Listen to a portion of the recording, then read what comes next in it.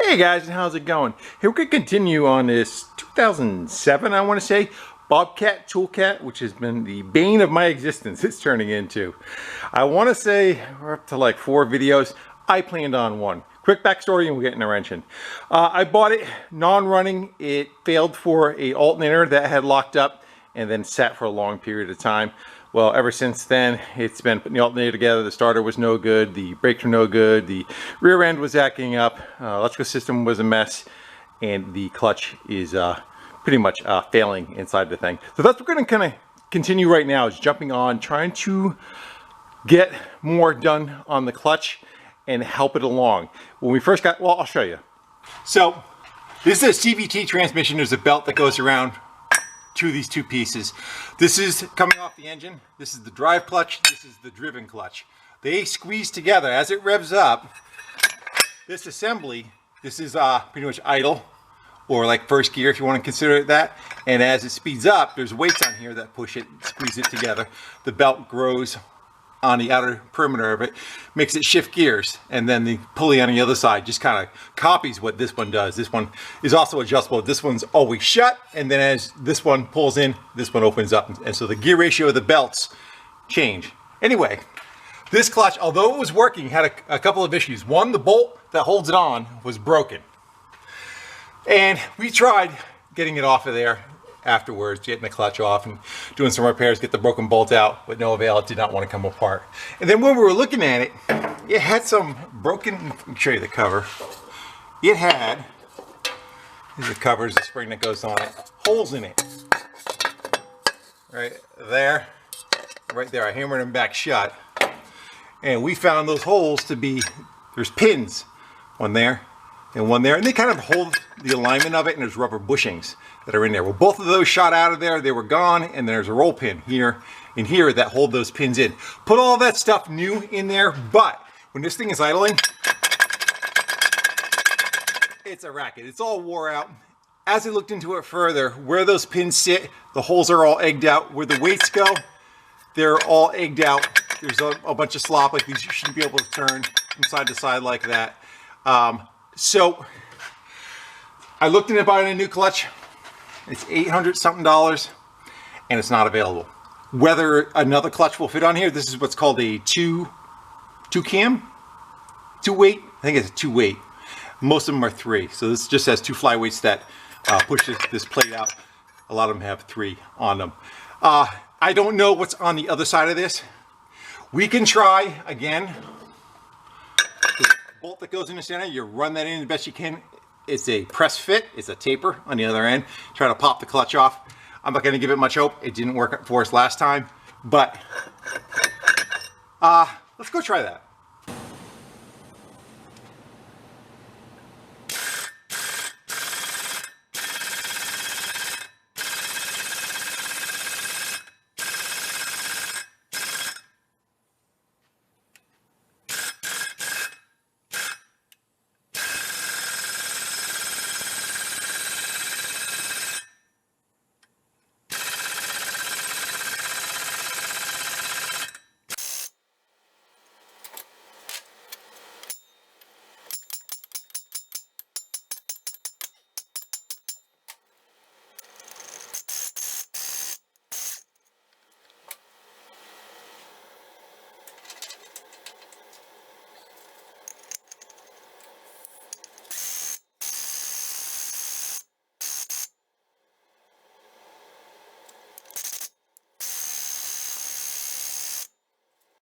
Well, that worked about as to what's expected, but there also is, where it goes to the flywheel, it is bolted on. Us trying to get back there doesn't look all that great, but there is the possibility we can get on those. We can get a wrench on that. We can get a wrench on it. We can't get a socket on that. And I think they are probably Loctited in place. What I'm kind of thinking is, I don't have any good 6-point wrenches to get in there. Maybe we can we'll cut like a 6-point socket and then put a bar on it and see if we can get back there to try to give it a twist. And get that, maybe throw a little bit of heat on too, see if like we can burn the Loctite off of it. I should probably take this cover back out of our way again too. Let's go see what we can do, because if we can get it off of there, we can get it apart, because right now you can't. This piece is fixed to this shaft. We can't get these components out of the way to drill them and, you know, possibly put, you know, sleeves or bushings in them to do a repair on this, but it will come off this direction if we get this apart. My thought is if we get that plate off, we can bring it over to the press and possibly try to press it apart. Well, before we go trying to make a wrench up for that, I got the that plate removed. I have a 3/4 inch socket set and a electric 3/4 inch impact gun. Let's go try it one more time. We'll give it all the beans. See what happens.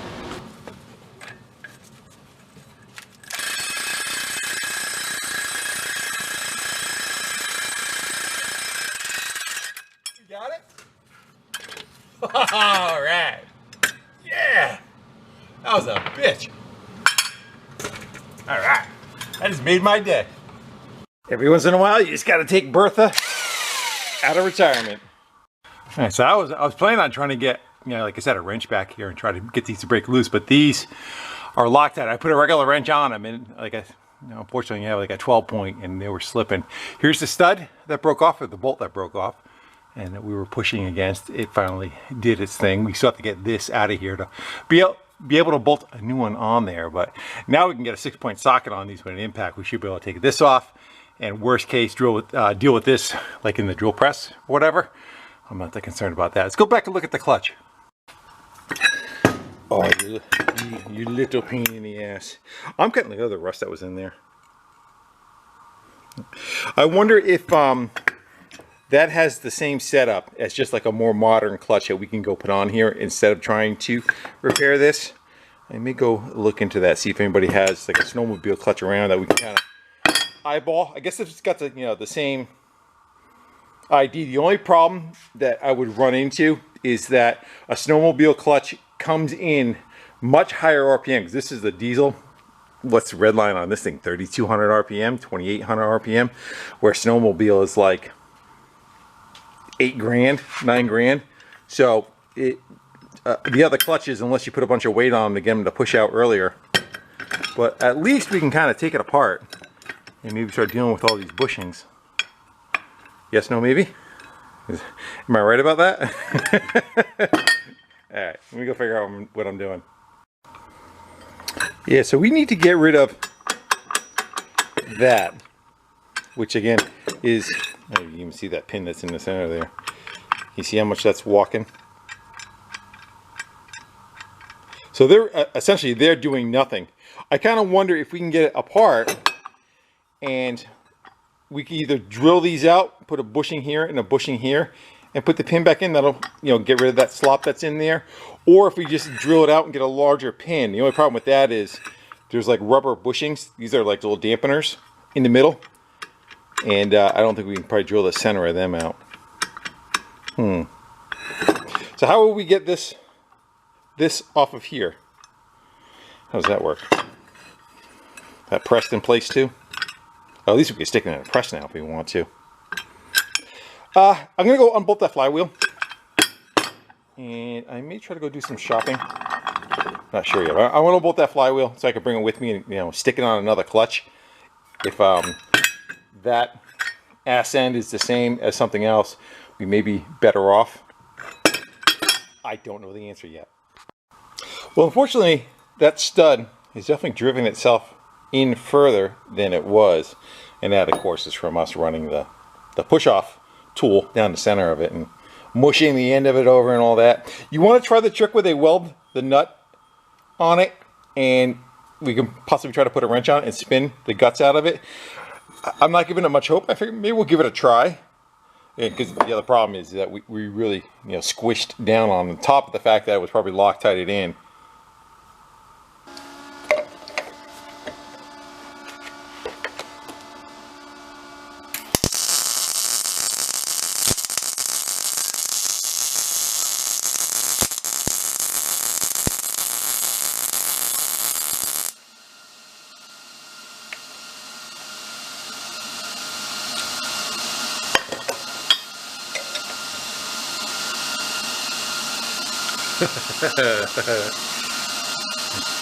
I'm going to start taking back everything I said about this machine.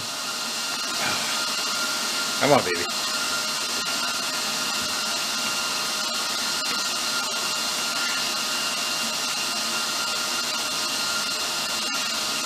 Making me feel better about not having that clutch bolted on too.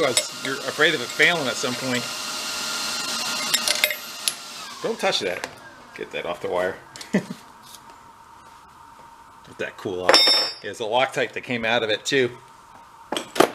So good. Moving right along. Yeah, so that's what came out of there, and that's how long it was rattling. It rattled around in there for so long. It actually put a taper on the bolt because, you know, the bolt broke away and laid down, and it just kept rolling around inside that clutch until it did that. But we got another one. Put the shoulder and everything that's on it. Good. Let's see if we could drive these pins out. We kind of need that part anyway. That's too small. I don't know if that'll get it or not.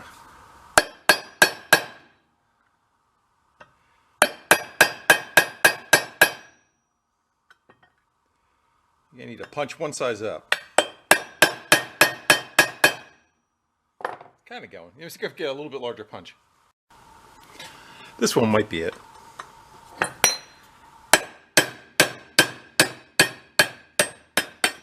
Hopefully it's got enough clearance to make it all the way.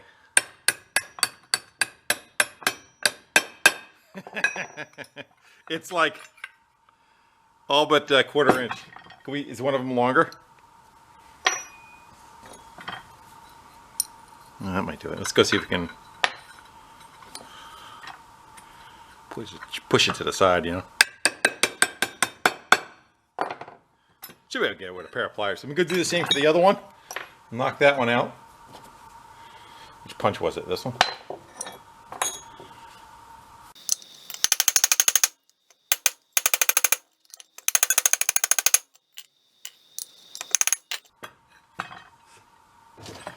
Should be enough. At least get those out of there.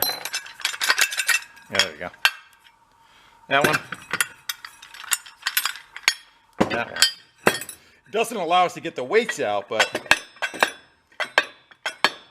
yeah, unfortunately, I think we need to get this cage up out of the way if we want to accomplish that.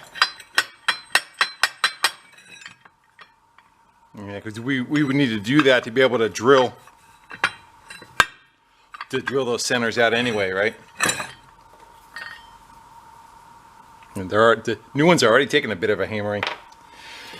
I wonder if we can get.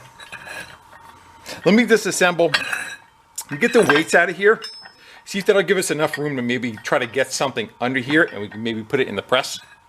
Push the center out. I don't know how well that's attached together.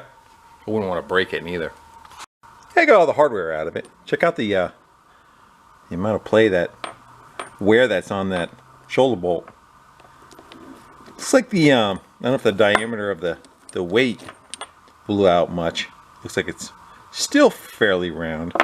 Those are easily replaceable. Look at the chatter. What's happening inside the clutch? Look at that. I wonder where that noise is coming from. And that was just because these two pins were gone so much it was allowed to rotate. And the weights, you know, again, the weights were kind of punched out of it too. The bolts look like they're okay. Not the weights, the rollers look like they're okay. But they also worked into the side of the block. Where were they located? The lower half? Yeah, they started walking into the up around. There you go. That's where they were. You can see how much it's cut into it compared to the other side of it.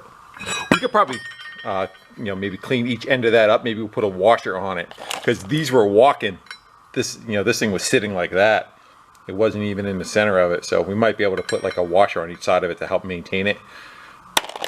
Then again, if we fix this problem, that might go away. All right, so we are to the point of trying to get this off of here.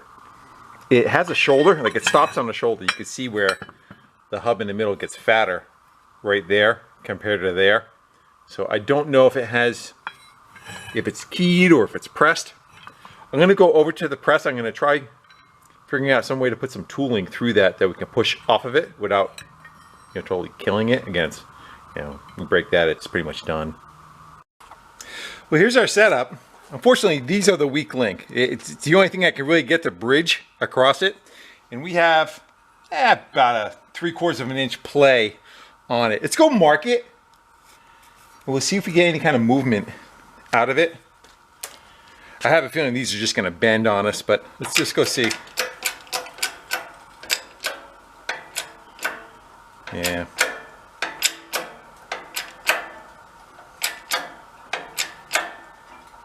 Yeah, that's exactly what's happening. These are pry bars. Yeah, they're kind of meant to have a little bit of, we need something stronger to go in down and try to support. Let's go throw a little bit of heat on here. See if it'll open up a little bit and slide off. I also don't know if there's a key in here. I would think there would be, but I don't know. From the other side, you can see just a brass bushing or bronze bushing. Let's go hit it with some torches a little bit and see if anything happens.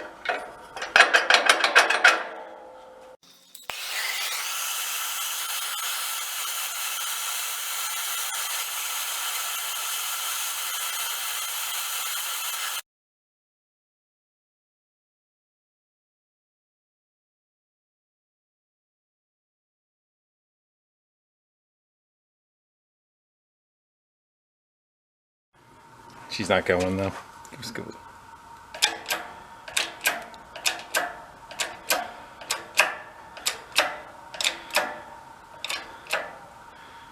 Yeah. We don't have that much pressure on it. It's just that, again, that's all they're doing. I'm open to suggestions.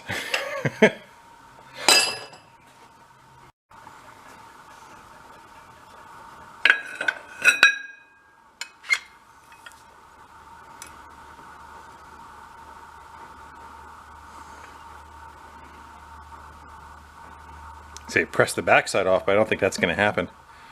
I would think that has a shoulder on it holding it, right? That can't be just, that's got to have a lip holding that side of it.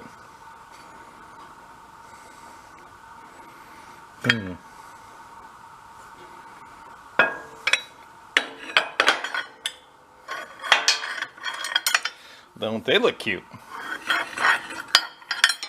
Then we got a press to be able to fix them back. All right, I threw in the bucket to let it cool off.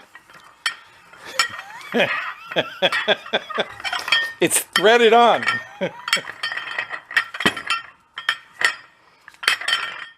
Who would have thunk? All right. Problem is, I think I may have cooked those rollers. Yeah, that's an issue. So close.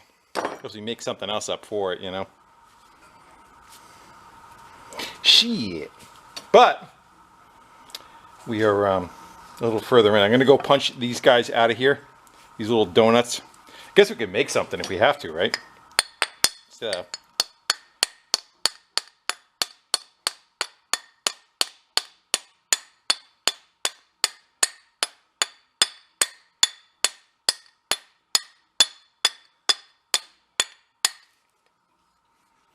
Yeah, I squished him.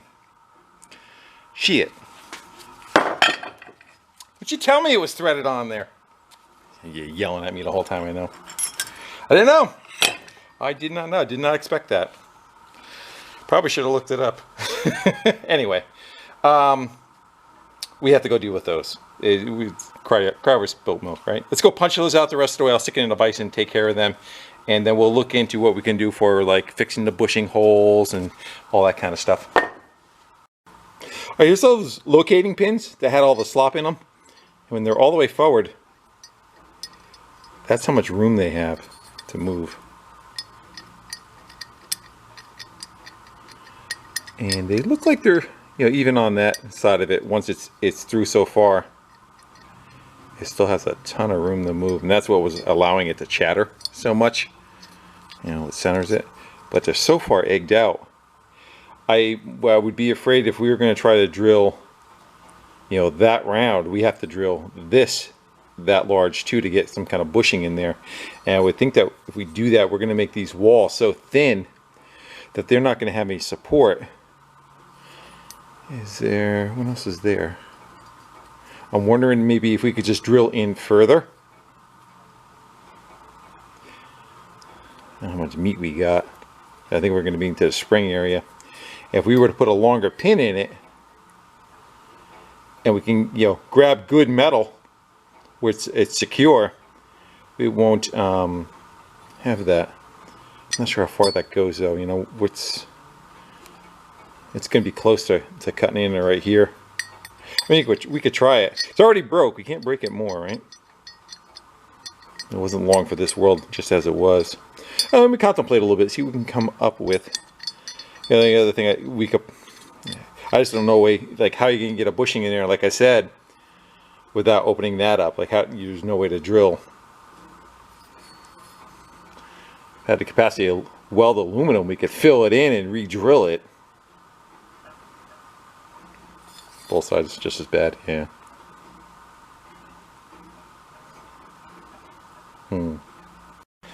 I've been scrounging. Yeah, I think I may have found a combination, at least for the part that where the rollers are and all the slop that was in it. So originally we had those with the roll pin that went through them, and then the roll pin of course went through there, and it's all egged out. So this is egged out. I destroyed the rollers by overheating them, but I got this for a pin, so the pin will be longer. We can actually drill. We'll take this, we'll drill the hole deeper, we'll run that in, and when we're done we'll drill a hole through this and pin it where the pin is. We'll also drill right through this so it's a tighter fit on that. And these bushings fit together. I don't have it pressed together right now, but I have a bunch of combinations of that, so I can slice up 4 different rollers to replace them.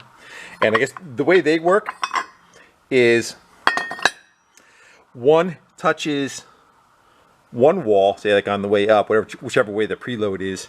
One touches one on the way up, and then when it relaxes, the other roller takes over. That's why there's a cutaway. I thought it was worn, but no, it's a cutaway. So one can roll one direction and one can roll the other. So we'll be able to take those. I'll go over to the lathe. We'll slice up some new ones of these. You know, once that's pressed in, we can slice up new ones and make them out of that material. Should hold up pretty good against aluminum. We'll find out. And then, like I said, we'll just drill all the way through to try to help that recess that's in there, and we'll pin them. Then as far as the cams go, so the cams have a bushing. You can see it's in there. Well, that bushing is gone. It's mostly gone. And it used a shoulder bolt that was that size, which is all wore out. But that size shoulder bolt is the ID without the bushing. So I think we just punch the bushing out and we lube it up real good, and we let that be the new pivot. It'll take all the slop out of it, and then we have to drill those holes out for that bolt also. That's what I'm going with right now. I'm going to do a little bit more shopping, see if I can find any more components to go work with this at the house. Maybe possibly, you know, something that fits inside there, and then we go with the stock shoulder bolt, but we'll see. Getting there. So I think we just start picking away at one avenue of it, and we'll start with the locators, you know, the part that keeps it from racking from side to side. And we're going to go with these. Before, this is the amount of play that we had with the length of pin. We're going to go with a longer pin. Even if right now, if we went with it, it would be kind of snug. But let's go drill down further in that till we almost hit that spring perch, or we start to poke through on that spring perch. And we'll make that like our stop. I'll show you what I mean by the spring perch. Where the big fat spring sits in the middle of it. We'll drill it till we get just starting to poke through right there, and we'll stop. That'll give us a little bit more depth on that cavity that's all egged out. You can see we got about maybe an 1/8 inch right now. That's only good. Let's improve upon that.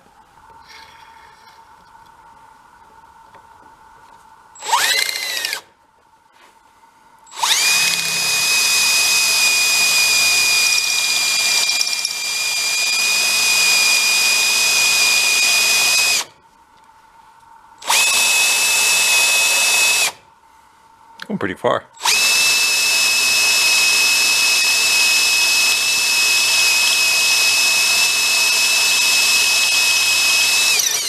Can we stop right there? It look like we're doing more than enough. I thought I was going to run into that. Let's see what we got for... Yeah. I mean, it goes... This is where we were before. This is where we are. That might be enough meat. I mean, we'll leave it well enough alone. I'll do the same on the other side. Yeah, mark the drill bit. Now that we know how far is safe.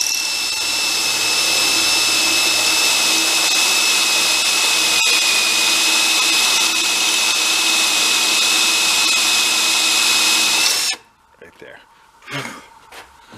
Okay, see daylight? No, I think we're just a hair shy from going through. Good. That'll make the pin, and then we'll drill a hole through here for this, what they call them, tension pins, tension spring, and that'll lock the whole thing and give us much better support. Let's work on building the little cams that roll. Those two guys that I melted.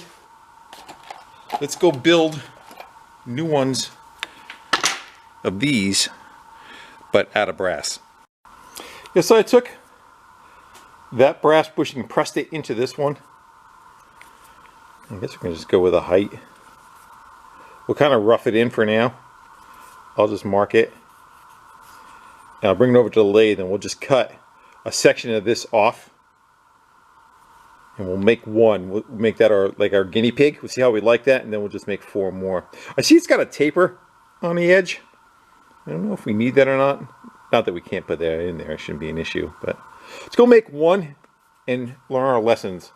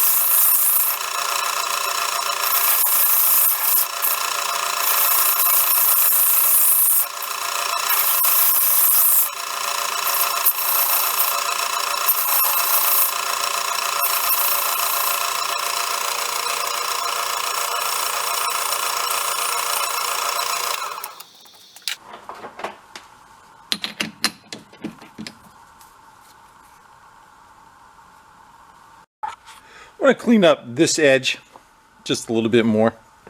See if we can get it spinning on the sandpaper.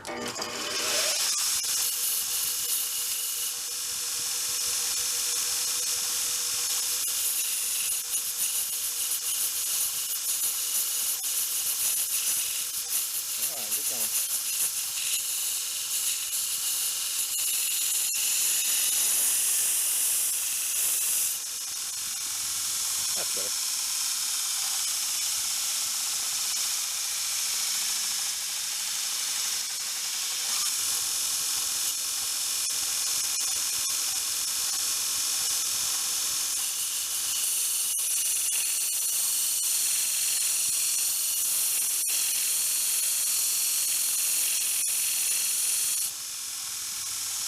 Well, that's one set down.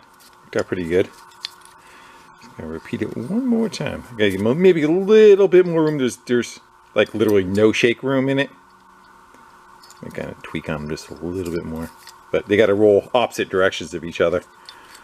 So probably run them on a buffer too. Wouldn't hurt. Good. Yeah. So there. Okay, let's see what we got. So they are looking pretty good. They turn independently each direction, nice and free. And they have to drop down. We got to spin it down, but you can lift up on it. And what do we got for this way play? Like nothing. The pins are falling out, that's what it is. Yeah. That looks pretty good. We got nothing going on there. Let's go drill these two now to lock these pins in all the way in. So we'll get a little smaller drill bit than that. We'll probably drill right through the pin. We'll leave them in, and then we'll take them out and drill a little bit larger hole. Because I don't want to open this open that at all, because they're, like I said, they're tension pins. So that's what, you know, they need to get hammered in and hold them. These are probably going to be hardened, so they may fight us. Let's go see what we get though.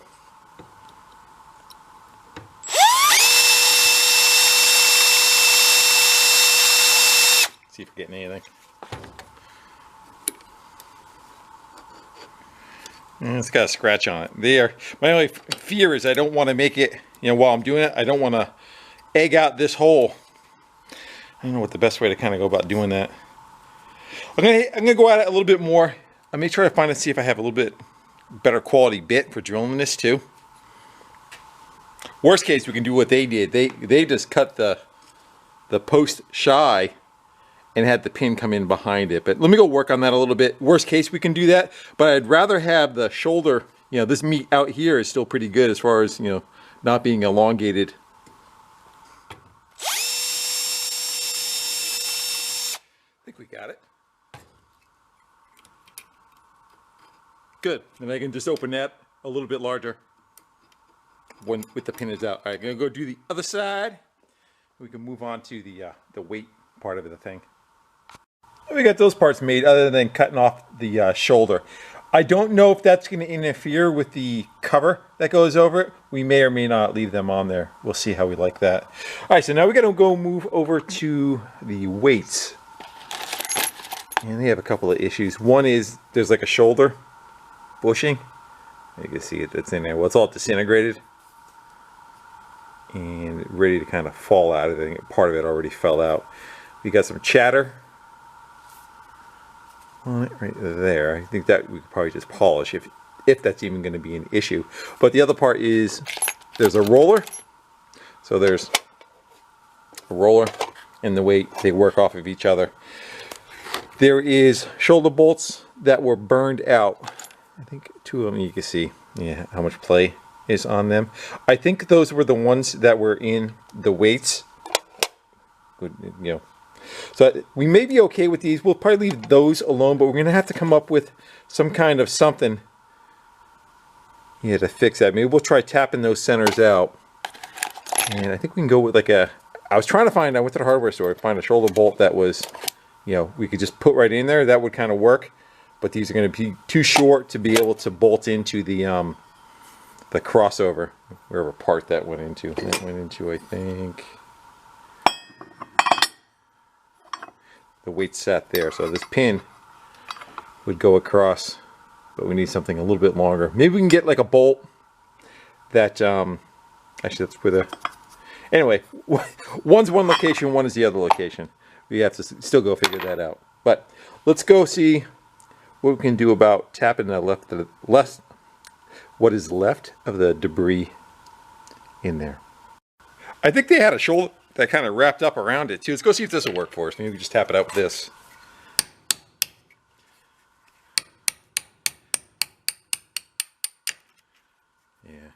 Yeah, see, there's what's burned up of the shell that was in there. I'm not gonna have anything that's gonna be able to do that. But like I said, if we can get, I think this bolt's gonna be pretty good. Let's see what I can come up with. We're gonna have to go find two of these, a little bit longer. Maybe if we just use a bolt that there's no threads, you know what I mean? Like it has a large shoulder to it. That's that diameter. Time to go shopping. So I threw the original pieces back in it. Here's a roller on this side. And there's the weight that pushes out as it accelerates, closes this gap up. It's clamped right now, so I can't move it. But anyway, therein be one of your problems. Plus, you know, tap the rest of that bushing out. I'm thinking we go, I found another large Allen bolt. It seems like it fits pretty good. We could polish up this, you know, the anodized part of it. We'll clean that up, and it looks like it's just right width where the threads start. We're going to bolt that there. It kind of hangs over maybe a little bit. Worst case, if we put a washer, we're going to have to drill out the center of this to accommodate that. I think we may be okay. I don't know. Again, I don't know what failed first. Was it the little isolators that caused it to get a bunch of play, or was it this that failed first? I don't have an answer for that, but I think the fact that nothing's available to replace it with, that I'm aware of, we don't have much of a choice. Let's go give her a drill out to fit that pin nice and snug, and we'll. I gotta find a jam nut for here, and then we'll cut off whatever is extra.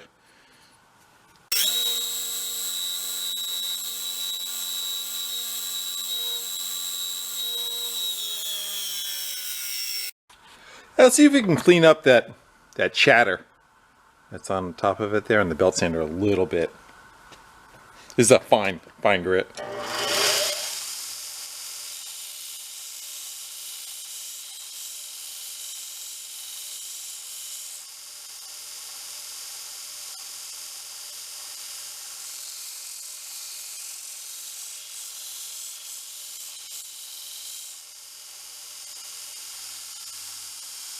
That's better. I don't want to go crazy on it. Drill straight.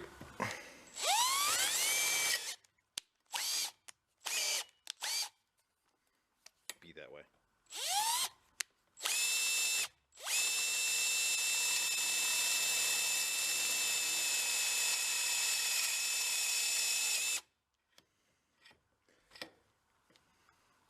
Make sure I got that.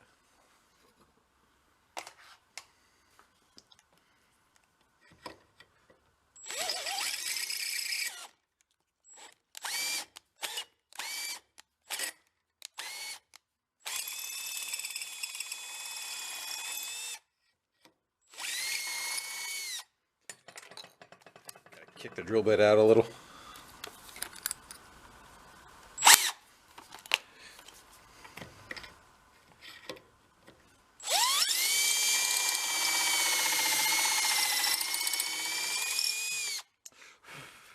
I think I got it. Where's my bolt? Yeah, I gotta go one larger. Next one up. That's got her. How much does it? How much do we clear? I don't know. I'm trying to think, maybe we should put a washer in there or something to kick it just a hair, or not. Let's go grab one of the weights. Like that, right? Yeah. It was definitely much better than what we had. I think we'll just go, we'll put the jam nut on it, and we'll cut the bolt probably right about there. And the jam nuts are gonna take up probably about 5/8 length. Yeah, so we'll leave a couple of threads hanging out on the other side of it, and we'll do that on both sides, and I'll take care of that part of it.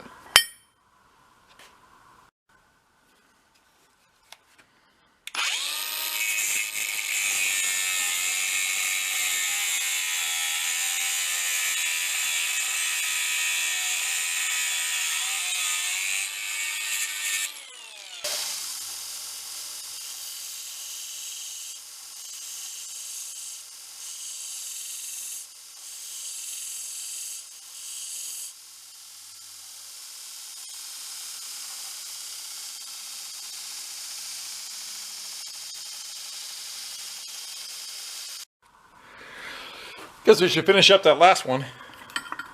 Didn't drill it yet.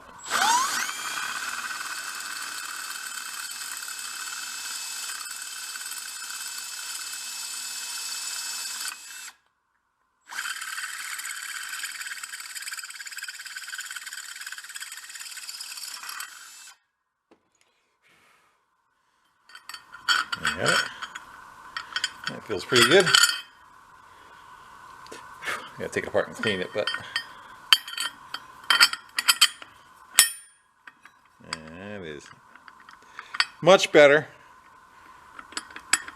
I don't know if we should do anything with the slop from side to side. Do you think we should, or should leave it alone, give it a little bit of play? I wonder if I can get a washer down like alongside of it or not. You could get like two little ones just like for thrust on each side of it. Let's see what I can find. Might just leave it alone too. Okay, that's the only shoulder that was on there. There was a ridge where it was kind of pounded in on both sides, but I think we drilled that out of there.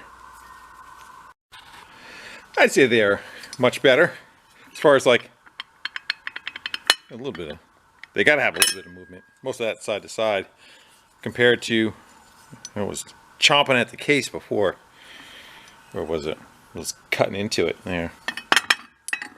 That's how much it was wearing in, how much play it had before. So I gotta put the idlers in. This goes on with a spacer, I believe, right? Yeah. And then we gotta line them up. Line them up and then spin the whole thing together. We still have to put the little locators in. All right, I'm gonna go just throw a bunch of parts together and I'll bring you back when I get this thing knocked out. Okay, last chance before I run the pins in. I mean, if you see anything that's definitely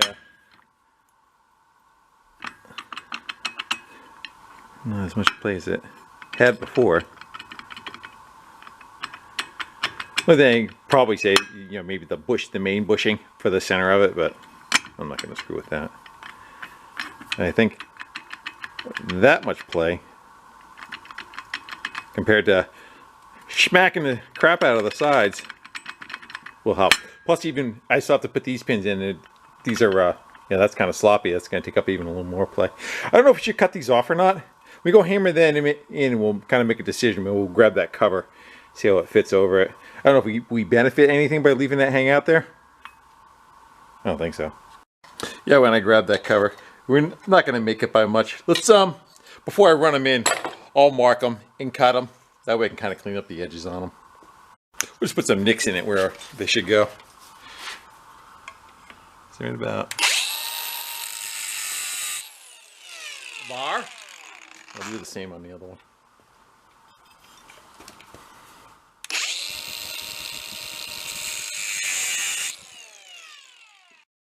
Yeah, it's all put together. Pins are in. Only thing I found was a little bit of an issue is that they kind of like were turning on me, so I had to mark them with a Sharpie where they were and had to feel like to get them guided through. But definitely, you know, compared to what it was, our weights aren't flopping around. Awesome. I think we can finish putting the rest of the parts on it, which is the spring. We got that. We got that.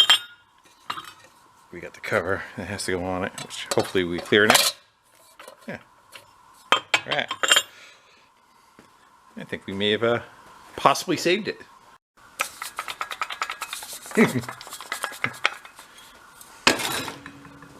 So I'm starting to button stuff up back underneath, put the bell housing back on it and the outer half of that flywheel. And I'm just kind of wondering, like, what the thought process is. Like, why do they have a tapered shaft on here? You know, nothing keyed, but on the driven clutch, it's, you know, set up like that, kind of like just like a regular input shaft on a car clutch. You know, like why no press fit and then toothed in, and then why the total opposite on this one? Yeah, they're kind of almost doing almost the same job. You know, they're inverse of each other, but still. I don't know why that is. What the purpose that serves. Well, the new belt hasn't come in. You know, keeps saying next day, next day. Yeah, that works. Let's go fire it up without the clutch on it. Let's go listen to how much engine noise it actually is on the Kubota, and then we'll just put the clutch on without the belt, and we'll see if we get any kind of difference in the rattle, how much of a rattle it is. Let's go fire it up. This will be whatever noise it makes without hold on, yeah, without any clutch at all. Then we can put the primary on, and then when the belt comes in, we'll put the secondary on, see what kind of noise differences we get. You got power? Yeah, let's go glow it. I turn the key backwards. About 15, 20 seconds, something like that. Alright, we're cold start. Actually, we're in gear. It's not going to do anything. Okay. Now what do we do? I think it's going to go, yeah. I got to we can fix that. I had turned the input shaft on it. Let's see what we get.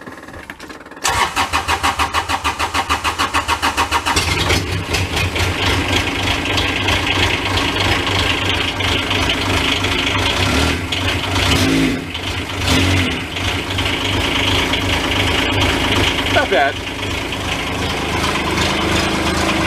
Again, no muffler. Bed rattling. Alright, cool. Throw that on there, see if it makes any difference. It's funny that it's not keyed in any way, you know, just kind of go with the taper.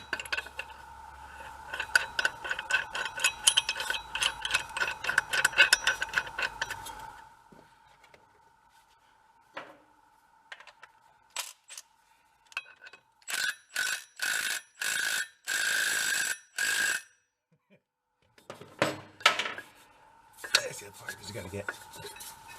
How do you, does one part lock onto the other? I know once it's got a belt on it, it's gonna want to try to, you know, drive how it's threaded on it. Fire it up to see what he does.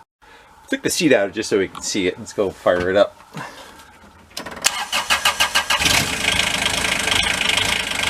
Yeah, no difference, really good. We'll rev it up.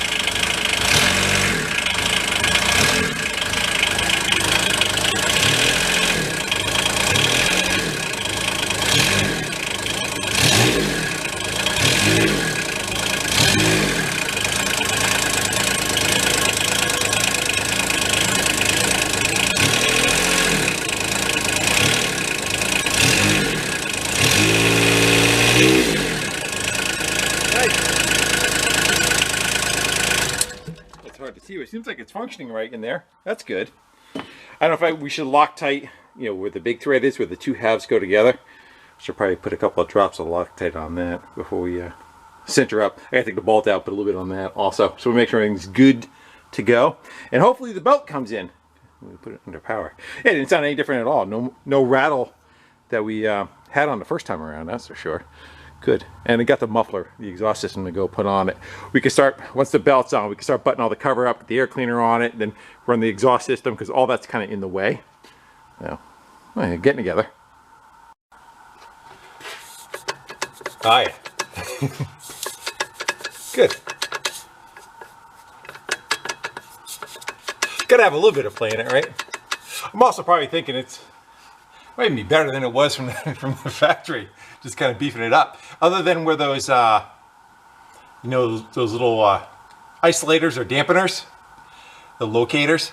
I think the fact that we drilled that pin longer helped it, but I wish there was more material there on the upper end. We'll see what it does over time. If you get as long out of it as it got out of the first time around, you know, I don't know how many hours are on this thing, but I think it's around 1,000 or so. You know, I'm not putting 1,000. I'm not putting 1,000 hours on this. And finally, here's the old belt. Our new belt came in.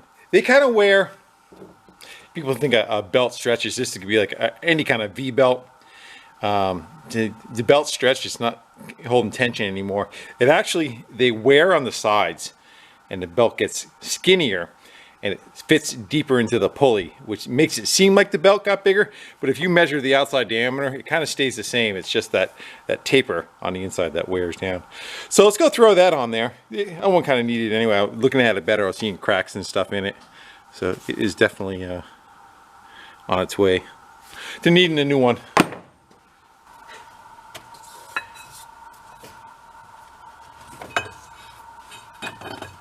Watch your fingers.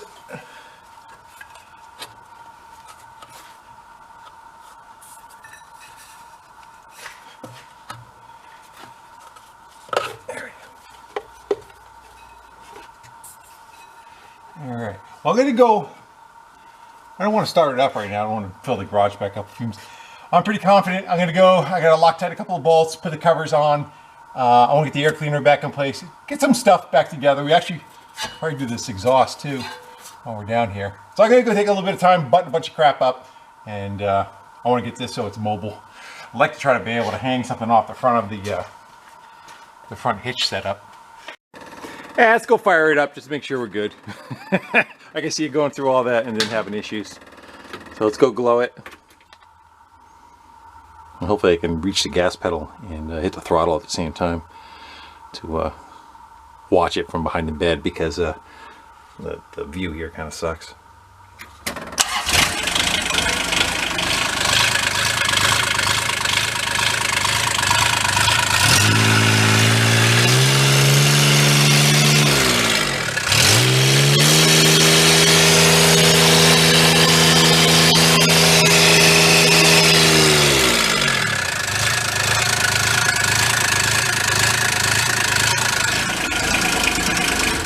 Well, it seems like it's going all the way in high gear, meaning that you know, that pulley's going all the way to the smallest, and that one was going all the way to the largest under full throttle. All right, now I'm gonna go yeah, words, they're hard. Now I'm gonna go close everything up and see what we can do about the front hitch setup for the toys. Someone was commenting that I was just using regular gear oil for the rear end. This is what's added in it. Probably got cut out of the last video, but it's just a limited slip friction modifier, something like that. I don't know if it actually aids. I think it's more for chatter than it is like when it engages and disengages to make the motion smoother. I don't think it helps it lock into gear. Like I said, I think it's more for just chatter over it. Anyway, that's what got added to the gear oil. You can buy it, you know, buy these little pints in concentrate and add it to your gear oil, or you can get gear oil with it already in it. Well, I'm running around the machine taking care of stuff. One of the other comments that came up was people thought the upper control arm was cracked and broken through. It's just a shade. When I look back at it too, but you look at it, it's fine. It's just where it was drilled out. You can kind of see the same idea there. Although they're crusty, they're not broken. Good catch though. The hum of the battery charger.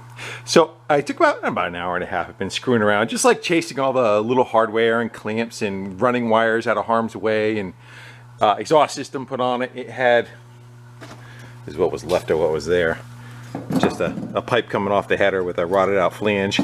But the machine came with the whole system. It's now down inside there and run up under it. Covers are on, air filters on, hoses are on, tie wrapped, everything out of harm's way.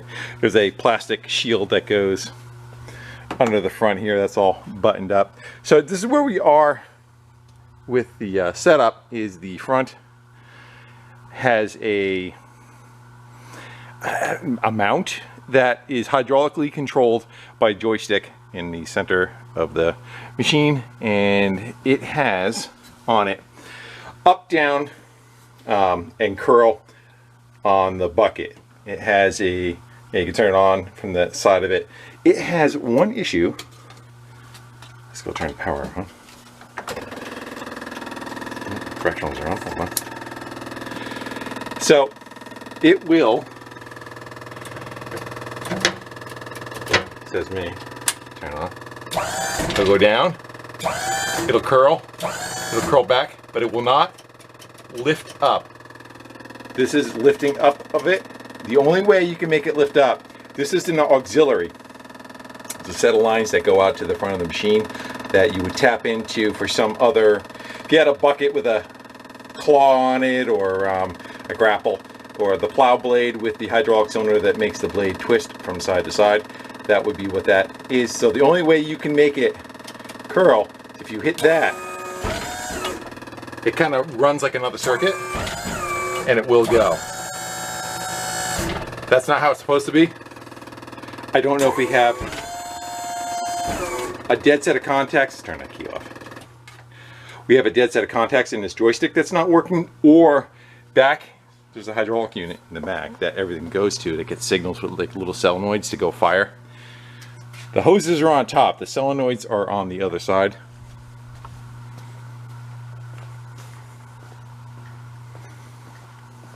I think they're underneath it. You see all the wires going to it?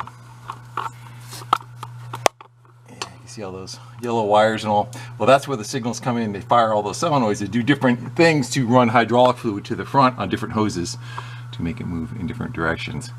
Hopefully it's not back there just because it looks like a pain in the ass and everything's really rusty to work on. But let's go see if we can pop that joystick apart. It looks like we got a screw here, one there, maybe one here and one here. We can kind of crack this open. We'll take a look what's going on inside here. Maybe we could take like an ohm meter or something to it and see if that switch is even working.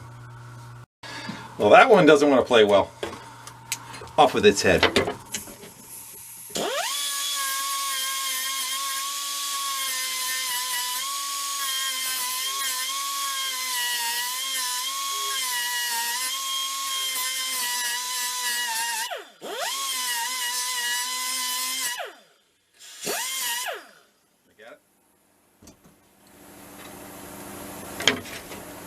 There, we gotta get a screwdriver under there.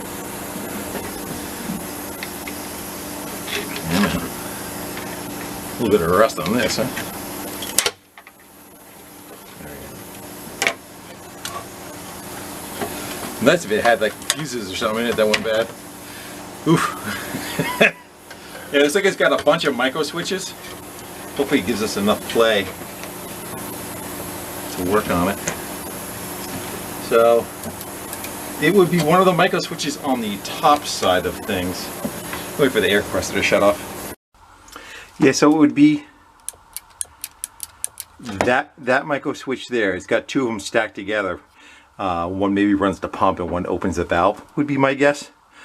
And the one that tells the pump to run is probably not working. Let's get a meter. We'll pull these off and we'll see if one of them doesn't have a signal going across it. How much moisture and rust has gotten in there, huh?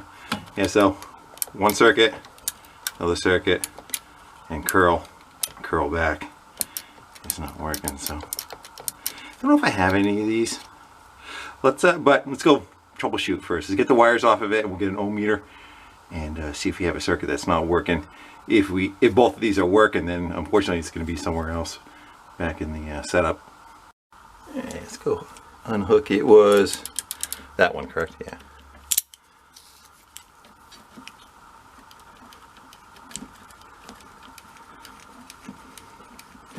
And then, where they got the little tabs that lock them into the hole.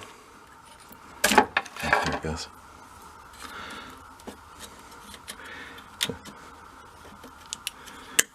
There you go.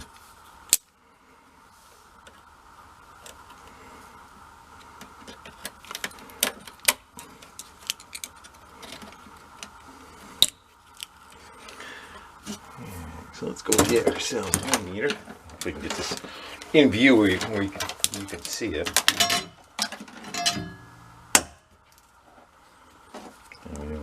Power and ohms. And ohms is just going to tell us. Let's see, get you in the meter, in the view. How about over here? I got you, kind of. All right, so essentially, touch them together, we should go to zeros. That means that circuit is going to be completed. I would think they're both open until you trigger it. Let's go see. And the other circuit this should be closed. Each micro switch has two circuits on it. Okay, so they're both open. Let's go clamp. I would suspect one of them is working and one of them is not. And what are we doing? We're going that way. That one's working. Hopefully this one doesn't. Yeah, that one's not working, which is the upper, which is good because I'd rather have it be that than.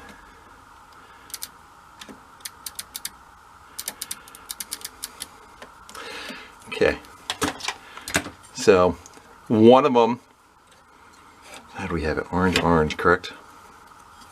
Orange is probably power in. So those are power for both of those circuits. And then, so that one. And I took a picture of this. I don't remember which one it was. But this outer one, I wonder if we can kind of like Sometimes you get a little aggressive with them. They like it.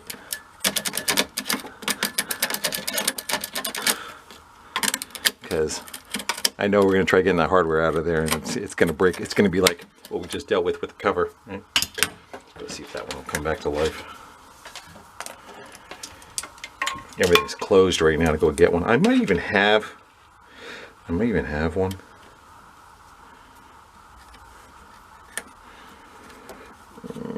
Gonna do that, right? It's dead. Let's try pushing it with like a little something. Let's try pushing it all the way, without using the little tab. See if we can get it. Let me get a blade behind it.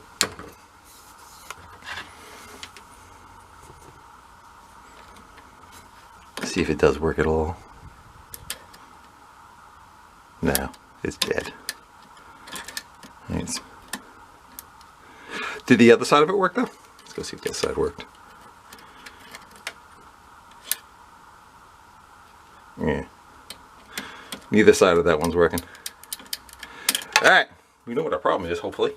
I think, I wonder if we can fire it up and just touch those two wires together when we lift it, and if we know it's functioning, at least we know the circuit's all good. Let's go try that. I'm going to go look at my phone real quick, plug in the ones that we don't need, and we'll put a jumper on the other two, or maybe like a starter button, and we'll see if it lifts the blade up. Actually, I think we just have to turn power on, and if the pump comes on, is this on? Yeah. If the pump comes on when we cross these two, that's it, because that's the only thing that wasn't working. Yeah, so let's go double check.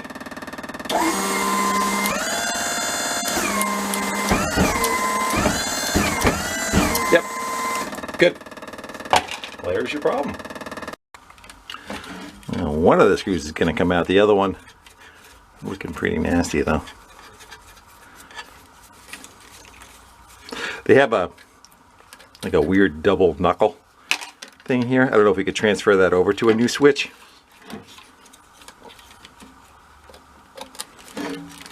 Here's where it's going to be an issue. Come on, there you go. Oh yeah.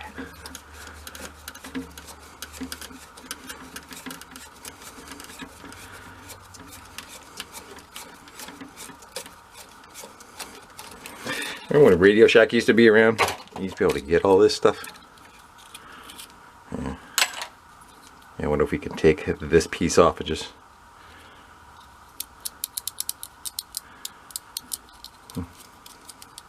They just stuck together. Yeah. Yeah, maybe. Leave that together and go for a peek in my stash. And I think the stash pays off again. We got a little bit of everything in here. I saw some that are micro switches. I don't think they're the same. Close.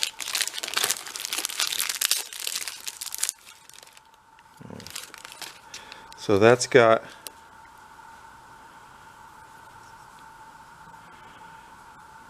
the wires are in a different spot. I'm not that concerned about that. It's actually more the the only problem is we don't have the area to mount this thing. I wonder if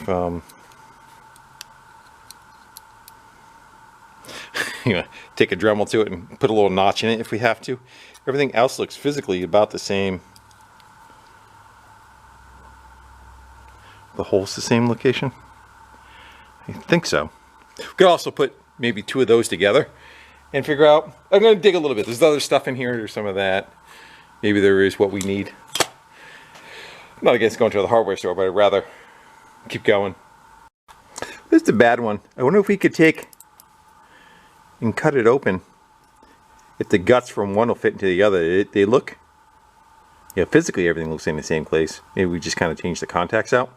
You want to see what's inside anyway, don't you? So it's got two little tits on it right there, so you can probably drill them out. I'm gonna light's getting you. We'll drill them out, crack it open, and see at least what the failure is.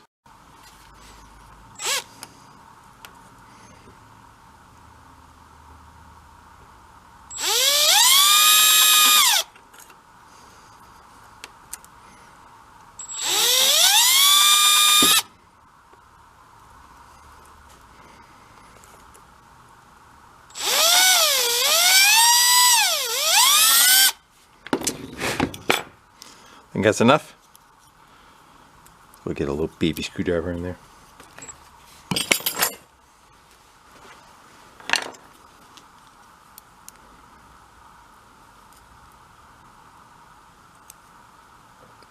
Parts are gonna go flying. Yeah.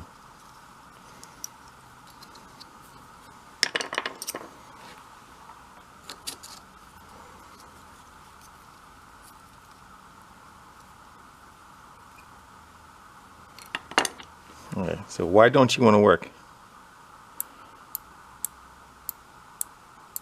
I wonder if it's just corrosion on that.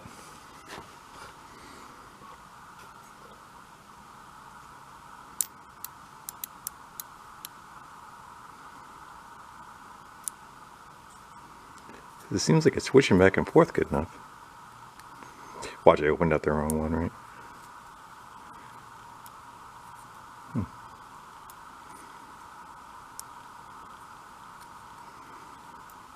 I'm gonna look at it real close, see where the corrosion. I think it's where these little openings are, where this tab is clicked into here. I think that's where the failure is. I know I got you pretty far away, but I put a meter back on, took the one leg out. We still don't have it, and those contacts are made. It's actually, there's a little spring, this little spring pad right here, where this little spring pad picks up this lead is where it's got corrosion on it. Yeah, right there, right where, see if it'll focus for us. Yeah. Right there is where the failure is. I don't know if we can go clean that. I don't know if we want to rely on that, you know. Could probably take it apart and clean it. I'm going to go open the other one up and see what the guts look like on that one. All we need is this white block so we have those two notches, you know. Yeah, I just drilled this one out. It's only got one post in this one. I think it'll go. Did I drill it enough?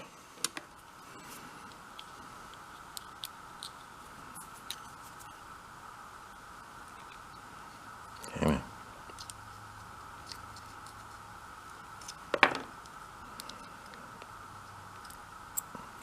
That one's much more beefy, huh? You know, having different quality in those, huh? Yeah. I don't think the guts from one are going to fit to the other, though.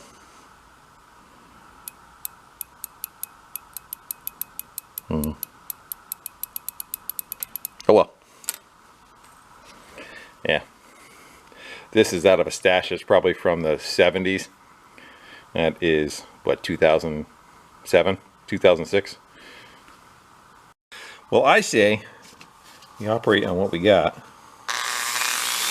give it a shot.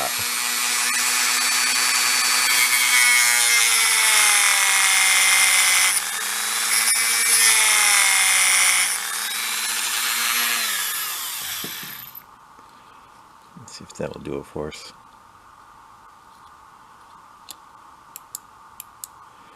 Maybe. Get the cover back on it. We don't have to worry about that pin. I think once we screw it together, it shouldn't be an issue. Once we stack them, put the big screws through it. Alright, I'm going to go work on trying to reassemble all this, and we'll see what we get. Yeah, we might have it.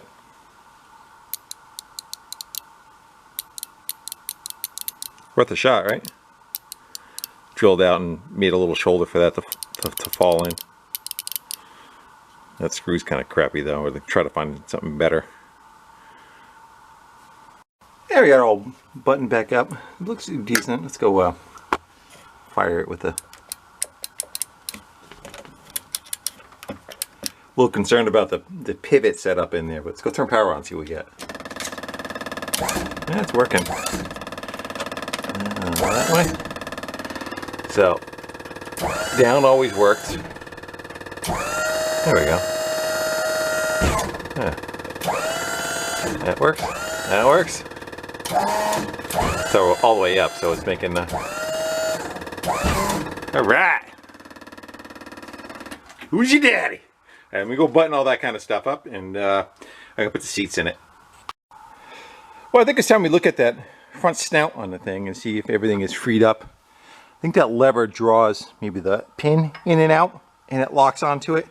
And then these are the auxiliary hydraulics. Maybe we should probably hit them with a wire wheel, huh? This, I think we have to push down and take the cap out of it. But this will be for the angle of the blade. Let's go see, let's go popping in the stand. Let's go move this back and forth. Actually, can we do it now? That's moving. Spring loaded works too. I'm gonna go throw some lube on that, hit the top of that with a wire wheel, and see if we can get those caps out of there. And we'll back it up, and we'll see how it sounds with the exhaust on it. And over in the corner is those 3 implements that we have for it. Again, being a plow blade, which I think is what we're gonna go for. A set of forklift forks and a bucket. Yeah, so we go for this one.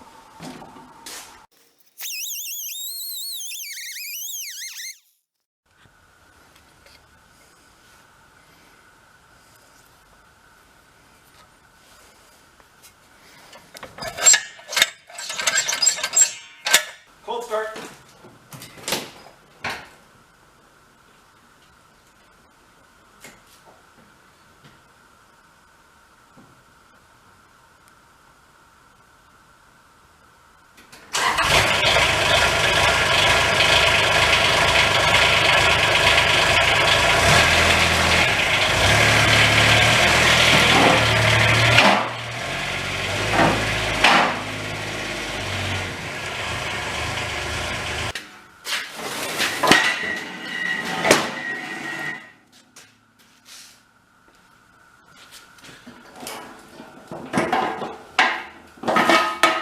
These ends look pretty cruddy. It was in the leaves. It was in the leaves for a while. Yeah, it might be missing some of what it needs. So we'll take a wire wheel, we'll clean them up. We end up either changing them out, or maybe we could just plumb it directly together for now. Yeah, that's what they look like. This thing was sitting in a pile too, so I'll spray them down with some oil. They're kind of supposed to click together,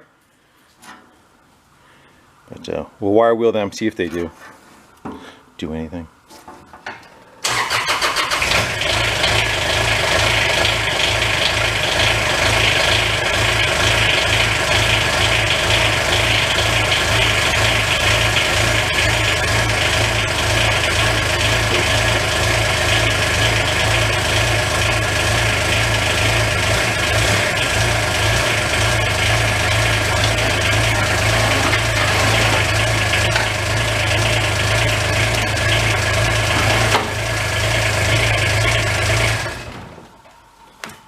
Seems easy.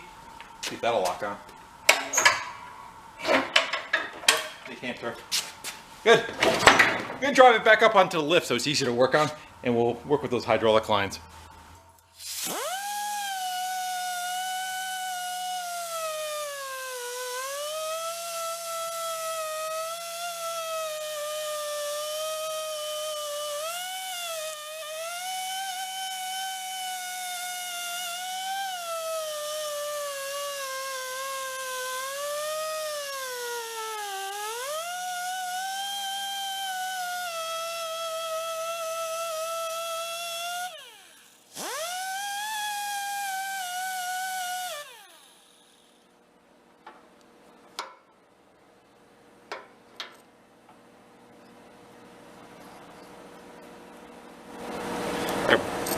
Blow that one out with compressed air and hit it with some oil.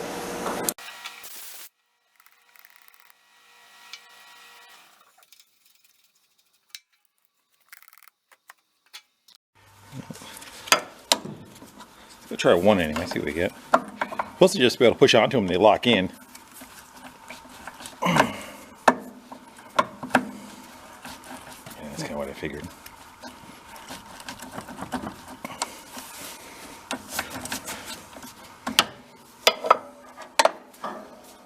This one, I think this one's seized. Yeah. This one can't even turn the collar on this one.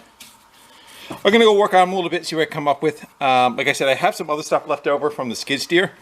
Worst case, we'll take the ends right off of it and we'll plumb it hard for now.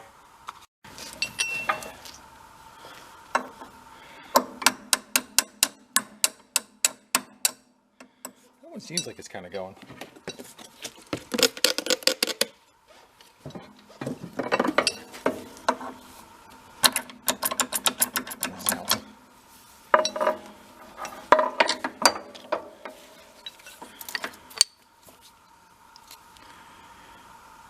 I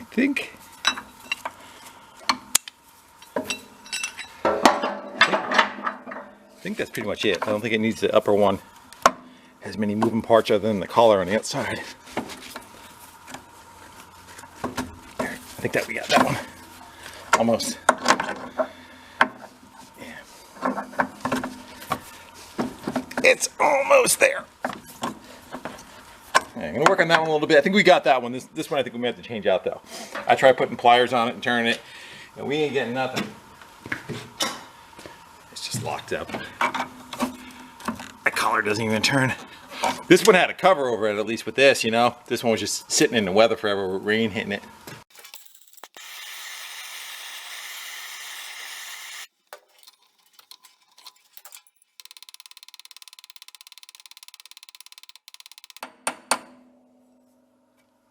You touch it.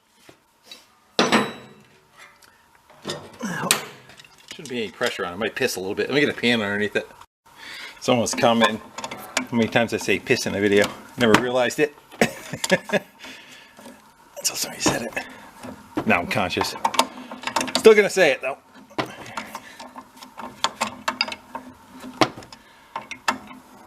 So this will be open right to the hydraulics. So it may go. It may do nothing. There you go. Yeah. I'm gonna go work on the bench with this, see if I can get it to free up. A little more heat on it. Probably get some, now I can get some fluid like under the collar, you know. Actually, look at it.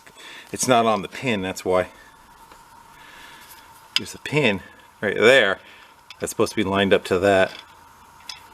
All right. Yeah, it's got to turn this way about 3/4 of an inch.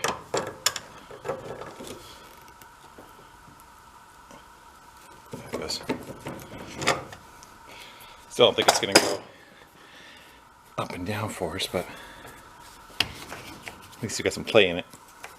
Okay, now I'm going to go work on shooting fluid underneath it, working it, and see if it'll play. So I think on this one, this middle collar is the one that's supposed to move down. Center pin stays still. Let's try taking a socket and giving her some.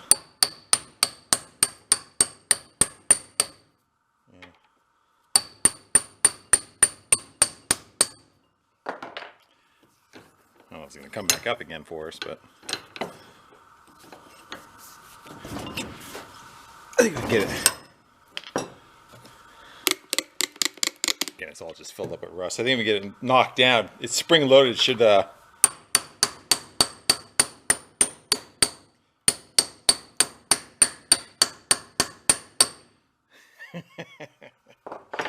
she's looking pretty toasty. I'm gonna try putting a little bit of heat on it. And again, we gotta get it to be able to pop up, and that's how the two lock together.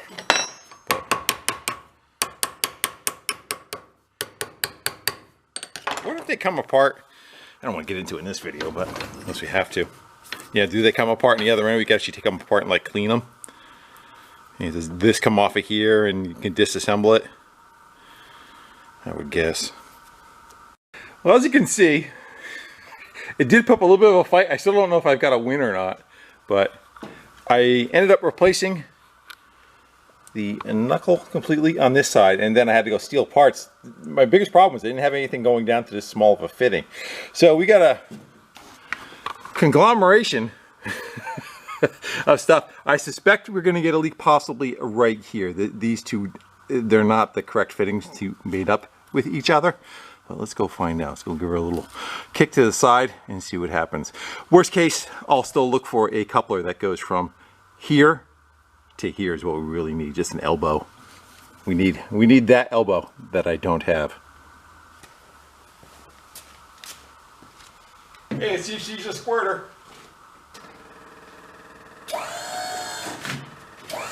Anything? Working. We pissing anything?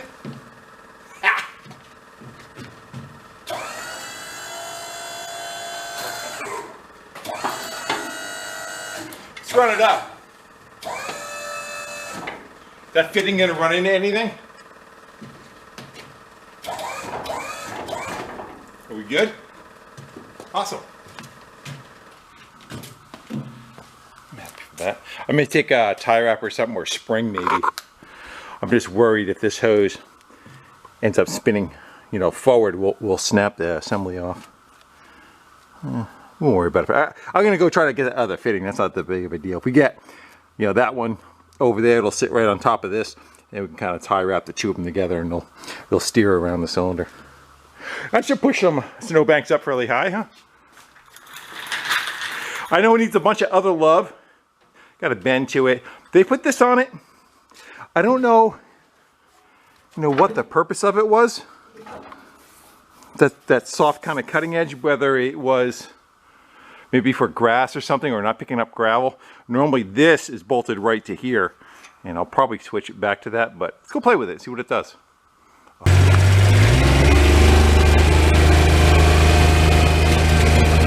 Definitely has a lot better top speed.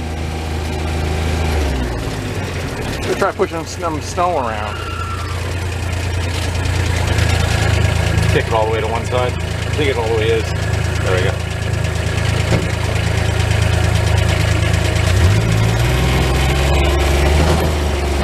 A lot of gravel.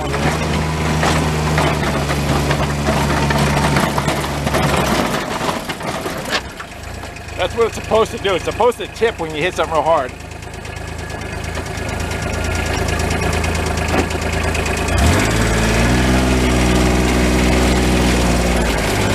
Again, this is a mess. It's all rocky, uneven, potholes, boards.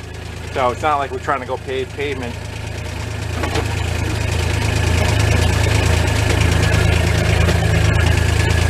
Let's kick it the other way.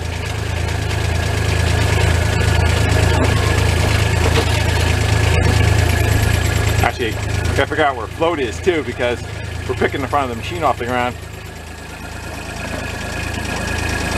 It says float. Activate together.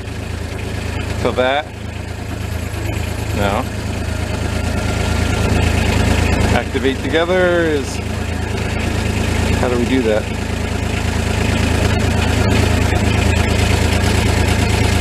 Doesn't seem like it lights up or does anything. So it would be curl, right?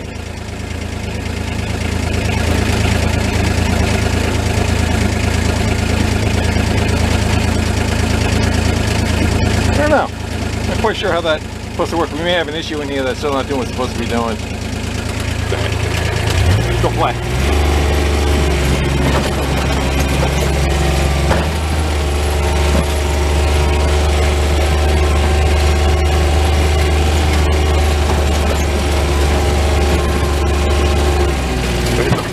Go hit some version stuff. Go down a little.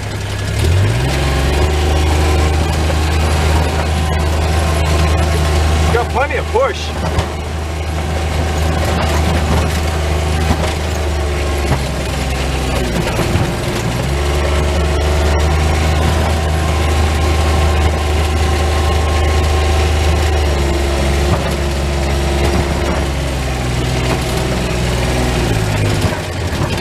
Lift it up, spin it around.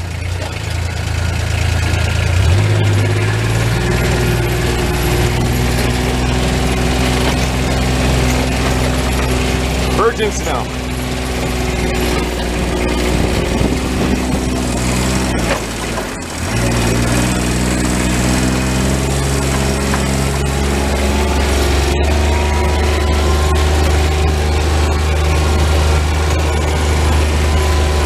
Yeah, we did.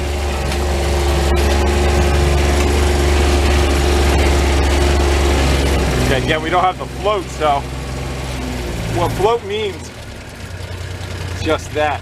As you're going over the terrain, the blade can move up and down on its own, kind of follow the contour of the earth, and we don't have that right now. So on flat ground, you're pretty much okay, because you can put it at one level and it'll work, but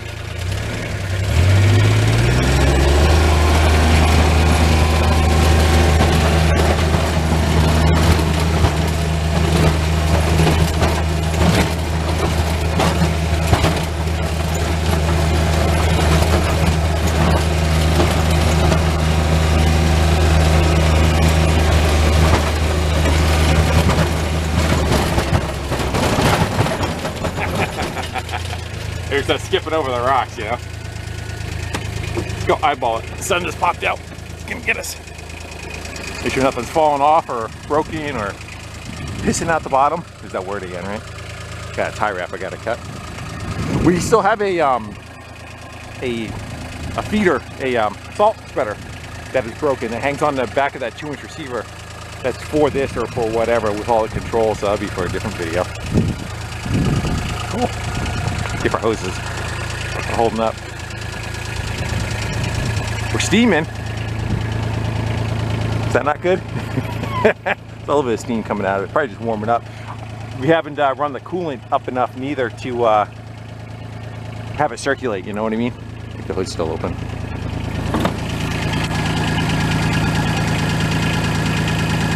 Because I filled the bottle up to there, it drew it down to there.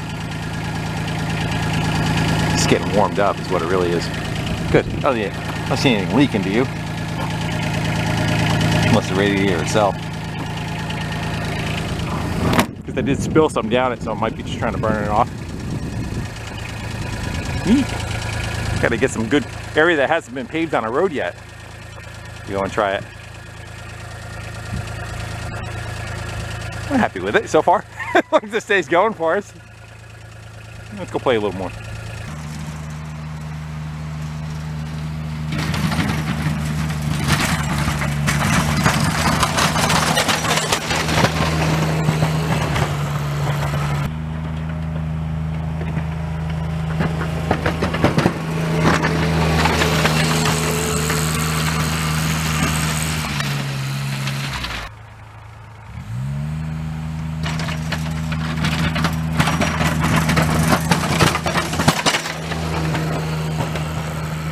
Hey, that's a little bit better scenario for us.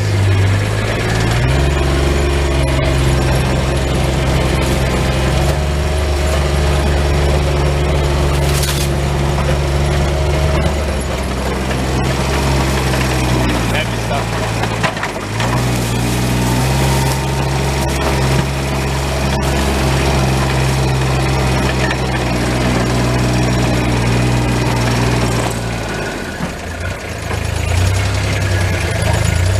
Try a straight push, see how it does.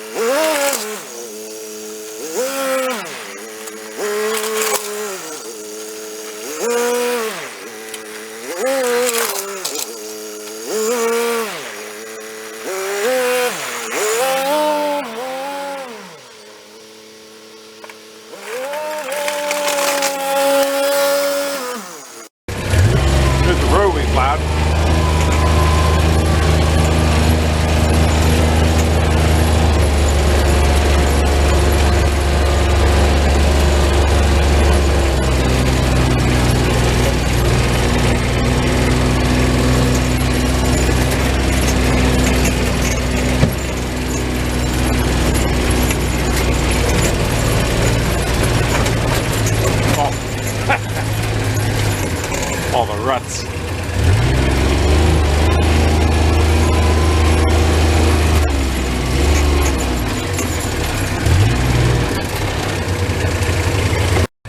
Well, I must say I was pretty happy with how it performed. I kind of thought I was going to have more of an issue. You know, those are like turf tires, meant for driving on grass, really not for pushing snow. But the drivetrain seems like it's doing what it's supposed to.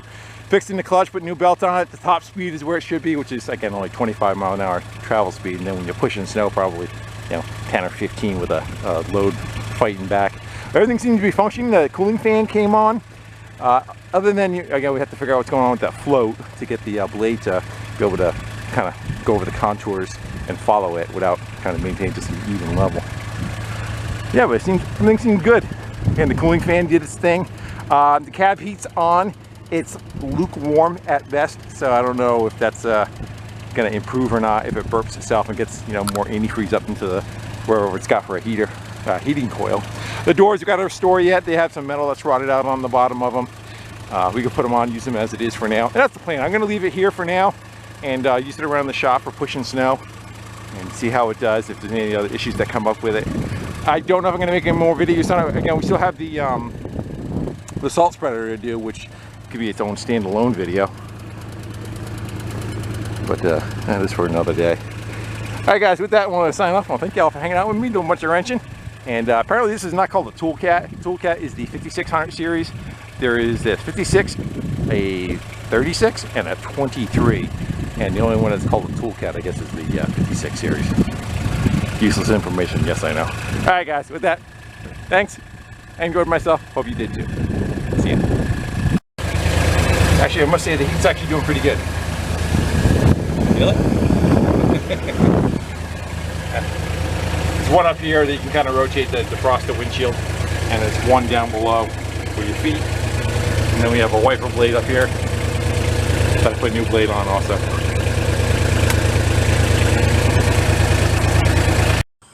Hey guys, how's it going? I was at a pick at this property last week with a friend of mine, and he had purchased some things, and while I was here looking around, this vehicle was left behind. This property is going to get emptied out totally. It is a BobCat 2300. It's a small diesel powered side-by-side, more of like a commercial machine. It's not really like a trail riding machine. It's got a hydraulic setup in the front that with a quick change, you could change it from forks to a bucket to a plow blade, and that is kind of what I am interested in. It was parked with a run issue. I think it was not charging, possibly some other things a while ago, and some stuff was removed. The alternator was removed from it, and another one was purchased. It never got put back on, so it's kind of like tore apart on the inside a little bit, and again has been sitting.